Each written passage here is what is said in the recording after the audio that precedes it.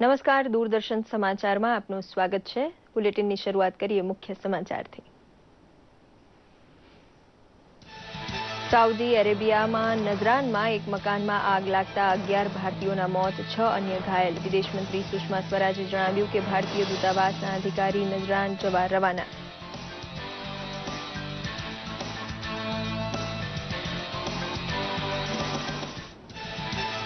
જમ્મુ કાશ્મીરના કુપવાડા જિલ્લાના કેરન સેક્ટરમાં પાકિસ્તાન દ્વારા સંઘર્ષ વિરામ ઉલ્લંઘનમાં સેનાના 2 જવાન શહીદ। અનંતનાગ આતંકી હુમલાના માસ્ટર માઇન્ડ અને લશ્કરે તોયબાના આતંકી અબુ ઇસ્માઇલને પકડવા સુરક્ષા દળોએ તેજ કર્યું અભિયાન। પીએમઓમાં રાજ્યમંત્રી જીતેન્દ્રસિંહ અને કેન્દ્રીય ગૃહ રાજ્યમંત્રી હંસરાજ આહિરે જમ્મુ કાશ્મીરમાં સુરક્ષા વ્યવસ્થાની કરી સમીક્ષા। ગુજરાતમાં 1,60,000થી વધુ ચેકડેમ બનાવી ઉતરતા જતા જળસ્તરને બચાવવા જળ સંચયનું આંદોલન કરવા નરેન્દ્ર મોદીએ દિશા સૂચન કર્યું હોવાનું જણાવતા ભાજપ અધ્યક્ષ અમિત શાહ પ્રધાનમંત્રી મોદી પરના પુસ્તક વિમોચન પ્રસંગે તેમની સંઘર્ષ ગાથા વર્ણવી। મતદાર યાદી, વોટિંગ મશીન, ચૂંટણી સ્ટાફ સહિતના મુદ્દે કેન્દ્રીય ચૂંટણી પંચના નાયબ કમિશનર ઉમેશ સિન્હાએ રાજ્યના તમામ જિલ્લા કલેક્ટરો અને ડીડીઓ સમક્ષ ચૂંટણીલક્ષી કામગીરીની કરી સમીક્ષા, બજેટ તૈયાર કરવા પણ સૂચના। રાજ્યમાં આગામી 3 દિવસ દરમિયાન ભારેથી અતિભારે વરસાદની આગાહી। અપર એર સર્ક્યુલેશનના પગલે સૌરાષ્ટ્ર, કચ્છ, દીવ, દમણ સહિતના વિસ્તારોમાં વરસાદની શક્યતા। પૂર્વોત્તરના ઘણા વિસ્તારોમાં પૂરની સ્થિતિ અંગે પ્રધાનમંત્રીએ વ્યક્ત કરી ચિંતા।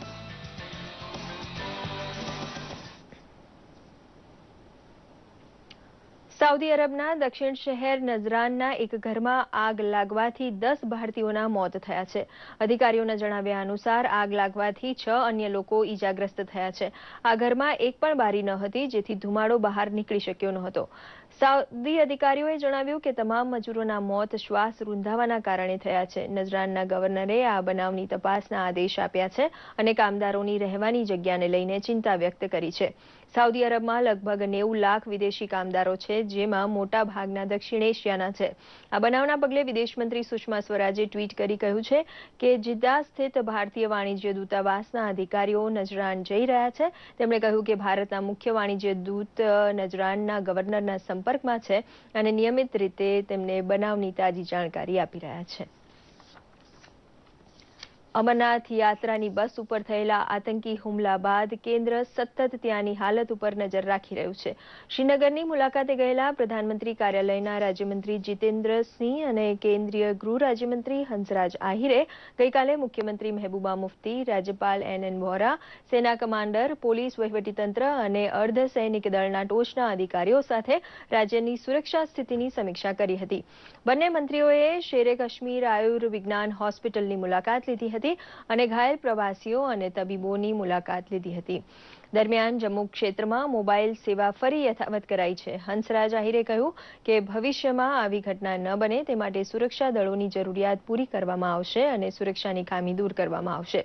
દરમિયાન જવાનોએ હુમલા માટે જવાબદાર મનાતા લશ્કરે તોયબાના કમાન્ડર અને પાકિસ્તાની નાગરિક અબુ ઇસ્માઇલને શોધવા શોધખોળ અભિયાન શરૂ કર્યું છે। જમ્મુ કાશ્મીરના પ્રવાસે ગયેલા બંને મંત્રીઓએ અથડામણમાં સામેલ સીઆરપીએફના જવાનો સાથે મુલાકાત કરીને તેમને પ્રોત્સાહિત કર્યા હતા। દરમિયાન પાકિસ્તાને કુપવાડા જિલ્લાના કેરન ક્ષેત્રમાં ફરી સંઘર્ષ વિરામનું ઉલ્લંઘન કર્યું હતું, જેમાં સેનાના 2 જવાન શહીદ થયા છે। દરમિયાન 10,000થી વધુ શ્રદ્ધાળુઓએ ગઈકાલે પવિત્ર ગુફાના દર્શન કર્યા હતા। 29 જૂનથી અમરનાથ યાત્રાની શરૂઆત થઈ હતી અને ગઈકાલે સાંજ સુધીમાં 1,68,000 પ્રવાસીઓએ બર્ફાની શિવલિંગના દર્શન કર્યા છે।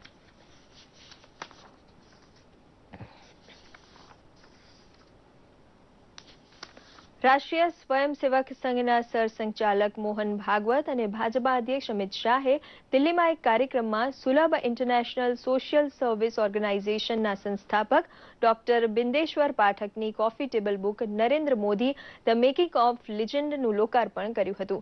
સાથે સાથે ભારતના લાલ નામાંકિત શ્રેણી અને સુલભ ટેમ્પલ ઓફ ઇન્સ્ટિટ્યૂટ નામના પુસ્તકનું પણ વિમોચન કરવામાં આવ્યું હતું। કાર્યક્રમને સંબોધન કરતા ભાજપા અધ્યક્ષે કહ્યું કે કેન્દ્ર સરકારે કરોડો શૌચાલય વિદ્યાલયનું નિર્માણ કરાવી મહિલાઓને સન્માન સાથે જીવવાનો અધિકાર આપ્યો છે. આરએસએસના મોહન ભાગવતે જણાવ્યું કે આજે પ્રધાનમંત્રીના નેતૃત્વના કારણે સૌની નજર પીએમ તરફ છે. આ પ્રસંગે રાષ્ટ્રીય અધ્યક્ષ અમિત શાહે પ્રધાનમંત્રી નરેન્દ્ર મોદીની સંઘર્ષ ગાથા વર્ણવી જણાવ્યું હતું કે ગુજરાતમાં વધુ ચેકડેમ બનાવી જળ સંચયનું આંદોલન નરેન્દ્રભાઈએ કર્યું હતું. और नरेंद्र भाई ने इस क्षेत्र में काम करने वाले बहुत सारे लोगों से चर्चा करते हुए, और मैं इनकी बात नहीं करता जिनको बहुत सारे अवार्ड मिले हैं, जिन्होंने बहुत सारे शोध कार्य किए हैं, जिन्होंने बहुत सारे निबंध लिखे, डॉक्टरेट प्राप्त करी है, इनसे तो चर्चा करी ही, मगर ग्रामीण स्तर पर छोटे छोटे प्रयोग जिन्होंने किए थे और सफल प्रयोग किए थे, उन सब से चर्चा कर एक ऐसा जल संचय का आंदोलन खड़ा कर दिया. मुझे ठीक याद है मित्रों, एक ही साल में 1,60,000 से ज्यादा चेक डैम बनाकर नरेंद्र भाई ने गुजरात के गिरते हुए जल स्तर की दिशा को अलग. પ્રધાનમંત્રી મોદીએ પ્રગતિ બેઠકની અધ્યક્ષતા કરતા તમામ મુખ્ય સચિવોને કહ્યું છે કે 15 ઓગસ્ટ સુધીમાં તમામ વેપારીઓની જીએસટી નોંધણી પૂરી કરાવે. પ્રગતિ એ બહુસ્તરીય પ્લેટફોર્મ છે જેમાં પ્રધાનમંત્રી ટેલિકોન્ફરન્સ દ્વારા રાજ્ય સરકારના ટોચના અધિકારીઓ સાથે વાતચીત કરે છે. બેઠકમાં પ્રધાનમંત્રીએ કેન્દ્રીય લોક નિર્માણ વિભાગ, ડિરેક્ટોરેટ ઓફ એસ્ટેટ સાથે જોડાયેલ ફરિયાદનું સમાધાન અને તેના ઉકેલની પ્રગતિની સમીક્ષા કરી હતી અને શહેરી વિકાસ મંત્રાલયને સક્રિયતાથી નજર રાખવા જણાવ્યું હતું, જેમાં ઘણી યોજનાઓ દાયકાઓથી વધારે જૂની હતી.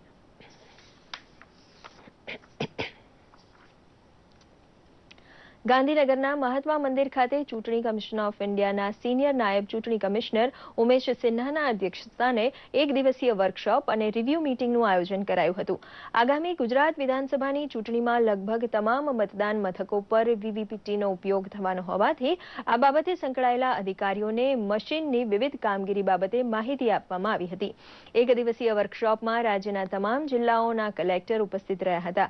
આ પ્રસંગે સિનિયર નાયબ ચૂંટણી કમિશનર ઉમેશ સિન્હાએ જણાવ્યું હતું કે ચૂંટણી પહેલા નવા મતદારોને મતદાર યાદીમાં સામેલ કરવા માટે મતદાર નોંધણી ઝુંબેશ પણ ચલાવવામાં આવશે. और ईसीआई के द्वारा, और उसके अलावा जो विशेष रूप से जो हमारे वोटर्स हैं सबको उसको यूज़ करने के बारे में पता चल जाए. जितने भी पॉलिटिकल पार्टीज़ हैं उनके जितने फंक्शनरीज हैं उनको अवेयर किया जाए, एक जनरल सेंसिटाइजेशन हो. तो व्यवस्था पूरी है और मुझे नहीं लगता है कि कोई इसमें परेशानी होगी. और स्पेशली ये एजुकेशनल इंस्टीट्यूशंस में भी उसकी व्यवस्था की जाएगी. हर पोलिंग स्टेशन पे उसका अवेयरनेस ट्रेनिंग किया जाएगा. ભરૂચના જનોર ગામે આવેલા કેન્દ્ર સરકાર સંચાલિત એનટીપીસી પાવર પ્લાન્ટ દ્વારા એક રેલીનું આયોજન કરાયું હતું. સ્વચ્છતા સંદર્ભે યોજાયેલી આ રેલીમાં મોટી સંખ્યામાં બાળકોએ ભાગ લીધો હતો. એનટીપીસીએ આસપાસના ગામોમાં સ્વચ્છતા અંગે જનજાગૃતિ લાવવા અભિયાન શરૂ કર્યું છે, જે પૈકી જનોર ગામની અરવિંદ વિદ્યાલયના બાળકો સાથે સ્વચ્છતા સપ્તાહની ઉજવણી કરી. સ્વચ્છતા રેલીને પાવર પ્લાન્ટના મહાપ્રબંધક વિશ્વરૂપ બસુએ પ્રસ્થાન કરાવી હતી. તેમજ દરેક ગામ સ્વચ્છ, સુંદર અને રળિયામણું બની રહે તે માટે લોકોને સમજ આપી હતી.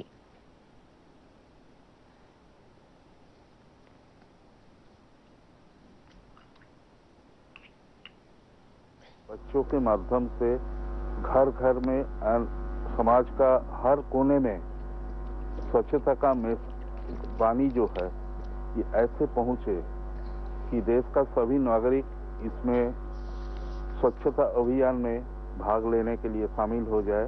और स्वच्छता में सबका योगदान के लिए मैं सबको आभार व्यक्त करता हूँ. અમે સ્વચ્છતા રાખીશું, ગામને સ્વચ્છ બનાવીશું, અમારા દિલને સ્વચ્છ બનાવીશું, અમે જાતે સ્વચ્છ રહીશું અને એ રીતે ધીરે ધીરે ધીરે તાલુકો, જિલ્લો અને રાજ્ય સ્વચ્છ બને, દેશ સ્વચ્છ બને એવું છોકરાઓએ આજે નિર્ધાર કર્યો છે. જમ્મુ કાશ્મીરના અનંતનાગ ખાતે 10 જુલાઈના રોજ અમરનાથ યાત્રાળુઓની બસ ઉપર થયેલા આતંકી હુમલામાં 7 યાત્રાળુઓના મૃત્યુ થયા હતા, જેમાં વલસાડના લક્ષ્મીબેન એસ પટેલનું પણ મૃત્યુ થયું હતું. તેમના પરિવારજનોને ₹10 લાખની સહાયનો ચેક સાંસદ ડોક્ટર કેસી પટેલ, ધારાસભ્ય ભરતભાઈ પટેલ, તાલુકા પંચાયત પ્રમુખ પ્રવીણભાઈ પટેલ, પ્રાંત અધિકારી કેજે ભગોરા, મામલતદાર રામભાઈ, વલસાડ નગરપાલિકા પ્રમુખ સોનલબેન સોલંકીની ઉપસ્થિતિમાં આપવામાં આવ્યો હતો. અત્રે ઉલ્લેખનીય છે કે મુખ્યમંત્રી વિજયભાઈ રૂપાણીએ મૃતકના પરિવારને ₹10 લાખ અને ઈજાગ્રસ્ત યાત્રાળુઓને ₹2 લાખ સહાયની જાહેરાત કરી હતી.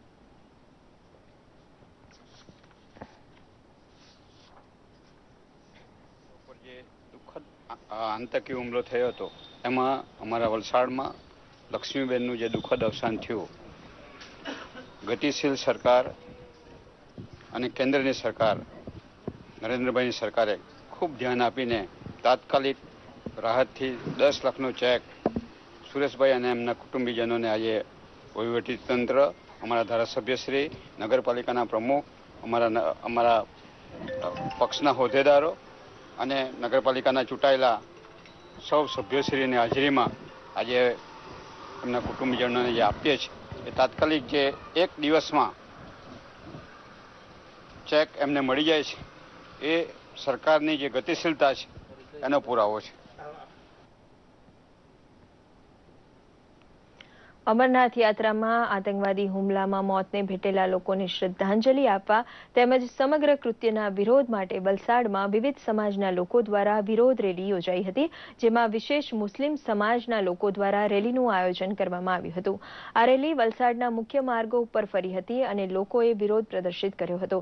અગ્રણીઓએ જણાવ્યું હતું કે આતંકવાદ ખતમ કરવો જોઈએ. તેમણે કહ્યું કે આતંકવાદને મુસ્લિમો સાથે જોડવામાં ન આવે, કારણ કે આતંકવાદનો કોઈ ધર્મ નથી. આ વિરોધ રેલીમાં મોટી સંખ્યામાં મુસ્લિમો જોડાયા હતા.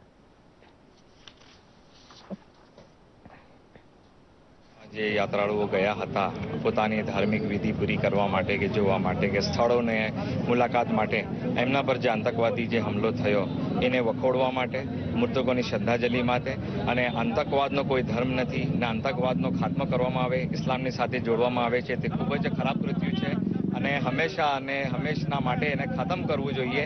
એના માટે અહીંયા ભેગા થયા છે. જામનગરમાં ગુજરાત ઉર્જા વિકાસ એજન્સીના ક્લાઇમેટ ચેન્જ વિભાગ દ્વારા સોલાર સિસ્ટમથી ચાલતી મશીનરીઓના પોસ્ટર પ્રદર્શનનું આયોજન કરવામાં આવ્યું હતું. આ પ્રદર્શનમાં સોલારથી ચાલતા solar rooftop, power plant, solar vehicle, solar water heater જેવી સોલર સિસ્ટમો તેમજ સોલાર સિસ્ટમની ખરીદી પર રાજ્ય સરકાર અને કેન્દ્ર સરકાર દ્વારા આપવામાં આવતી સબસિડી અંગે પ્રદર્શનમાં જેડાના અધિકારીઓ દ્વારા માહિતી આપવામાં આવી હતી. શહેરીજનોમાં સોલર સિસ્ટમનો ઉપયોગ કરવા અંગે જાગૃતતા આવે અને ઉર્જાની બચત થાય તેવા શુભ હેતુસર જેડા દ્વારા આ પોસ્ટર પ્રદર્શનનું આયોજન કરવામાં આવ્યું હતું. ગુજરાતની પબ્લિક સોલાર વિશે જાગૃત થાય અને બધા સોલારના પ્લાન્ટ લગાવે એ હેતુસર સમજ આપીએ છીએ. સોલાર વિશે લોકોને માહિતગાર કરીએ છીએ. ગુજરાત સરકારની એજન્સી ગુજરાત એનર્જી ડેવલપમેન્ટ એજન્સીએ આજે 3 દિવસનું પ્રદર્શન યોજ્યું છે, ખાસ કરીને ક્લાઇમેટ ચેન્જ ઉપર અને સોલાર પાવરના શું ફાયદા છે એના ઉપરનું એક એક્ઝિબિશન છે. ને ગુજરાત સરકારે સોલાર પાવર રૂફટોપ પાવર પ્લાન્ટની જે સ્કીમ કાઢી છે ખરેખર ખૂબ સારી છે. સરકારી શાળામાં ભણતા બાળકોને પહેલેથી યોગ અને પ્રાણાયામની તાલીમ મળે તે માટે શાળા દીઠ 2 શિક્ષકોને તાલીમબદ્ધ કરવાનું અભિયાન જૂનાગઢ જિલ્લામાં શરૂ કરવામાં આવ્યું છે. જિલ્લા શિક્ષણ તાલીમ ભવન ખાતે પ્રથમ તબક્કામાં 400 શિક્ષકોને યોગ, પ્રાણાયામ અને હળવી કસરત અંગે માર્ગદર્શન આપવામાં આવ્યું હતું. તાલીમ ભવનના નિયામક ડોક્ટર કનુભાઈ કરકરે શિક્ષણ વિભાગના અભિગમને આવકારતા જણાવ્યું હતું કે બાળકો દ્વારા બાળપણમાં જે શીખવામાં આવે છે તે દીર્ઘકાલીન હોય છે. બાળકો તેને અનુસરતા હોય છે. આ તાલીમ શિબિરમાં દરેક શાળાને વિપશ્યના ધ્યાન કેન્દ્રની એક સીડી આપવામાં આવી હતી. વાડી વિસ્તાર કોળી સમાજ સાઉદવાડી દ્વારા સાઉદવાડી ગ્રામ પંચાયત પ્રાંગણમાં એકબીજાને ગમતા રહીએ સેમિનાર યોજાયો હતો. આ સેમિનારમાં ખાસ કરીને કોળી સમાજ વણાક બારામાં યોજાયેલા સમૂહ લગ્નમાં નવદંપતીના લગ્ન જીવન સુખમય નીવડે અને આનંદમય પસાર થાય તેવી શુભેચ્છા પાઠવવામાં આવી હતી. પરિવાર સાથે હળીમળીને કેમ રહેવું અને દાંપત્ય જીવનમાં કદાચ કોઈ સમસ્યા ઊભી થાય તો તેનું સમાધાન કઈ રીતે કરવું તેની સમજ આપવામાં આવી હતી. આ સેમિનારમાં વક્તા જય વસાવડા અને ધર્મેન્દ્ર કનાલા દ્વારા સાંસારિક જીવનને સુખમય બનાવવાની ટિપ્સ આપવામાં આવી હતી તેમજ સપ્તપદીનું મહત્વ સમજાવાયું હતું. દેશમાં મોન્સૂન સોળે કળાએ ખીલ્યું છે. મોસમના મિજાજની ગંભીર અસર પણ લોકોના જીવન ઉપર જોવા મળે છે. આસામમાં ઘણા વિસ્તારોમાં નદીનું જળસ્તર ભયજનક સપાટી ઉપર છે, જેના કારણે પૂરની સ્થિતિ ગંભીર છે. માજોલી અને લખીમપુરાના નવા વિસ્તારોમાં પાણી ફરી વળ્યા છે. 13 જિલ્લાના 20 લાખ લોકો પૂરથી પ્રભાવિત છે. અરુણાચલ પ્રદેશના પપમપારે જિલ્લાના લપતમ ગામમાં મુશળધાર વરસાદ બાદ 8 ઘર ભૂસ્ખલનની ઝપટમાં આવ્યા છે, જેના પગલે 14ના મોત થયા છે. પ્રધાનમંત્રી નરેન્દ્ર મોદીએ ગૃહ રાજ્યમંત્રી કિરણ રિજિજુને રાહત અને બચાવ કાર્ય ઉપર નજર રાખવા જણાવ્યું છે. ઉત્તરાખંડ, નાગાલેન્ડ અને મણિપુરમાં પણ ભારે વરસાદ થઈ રહ્યો છે. દરમિયાન ગુજરાત રાજ્યમાં આગામી 3 દિવસ સુધી દક્ષિણ ગુજરાત, કચ્છ અને સૌરાષ્ટ્રમાં ભારેથી અતિભારે વરસાદ થવાની હવામાન વિભાગ દ્વારા ચેતવણી આપવામાં આવી છે. માછીમારોને 14 થી 16 જુલાઈ સુધી દરિયો ન ખેડવાની ચેતવણી આપવામાં આવી છે. તો આ સાથે અત્યારનું આ સમાચાર બુલેટિન સમાપ્ત કરીએ છીએ. નમસ્કાર.